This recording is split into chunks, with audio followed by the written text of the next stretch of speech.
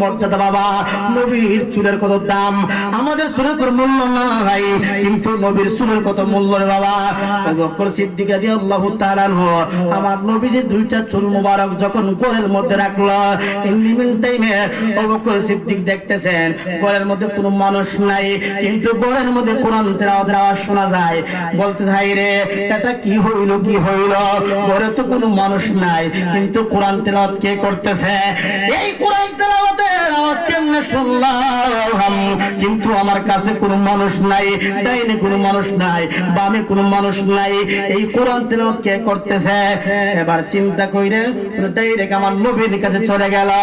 আমার নবীর কাছে যাইয়া ডাক দেয়, কই নবী গো,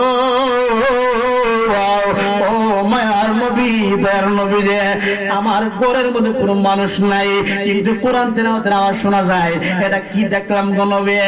ডাক দেয়, ইয়া রাসূলুল্লাহ, মায়ার নবী, ও দয়ার নবী যে আমার ঘরে কোনো মানুষ নাই, কিন্তু কোরআন তেলাওয়াতের আওয়াজ আমি কেমনে শুনলাম? আমার নবী ডাক দেয়, কই আমার নবী বলতে পারবেনি? জোরে করে পারবেনি? আবু বকর সিদ্দিকের ঘরে কে কোরআন তেলাওয়াত করে আমার নবীর বলার ক্ষমতা আছে নি? আর আমার কাছে আমার নবীর রওজাতে শুয়ে শুয়ে আজকে মুশরিকরা দরবার শরীফের মাহফিল দেখার ক্ষমতা আছে না নাই? আমার নবী হাজির হওয়ার ক্ষমতা আছে না নাই?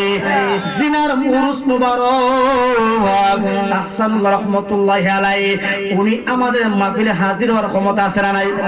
আর জোরে আছে না নাই? আজকের মাহফিল দেখার ক্ষমতা আছে না নাই?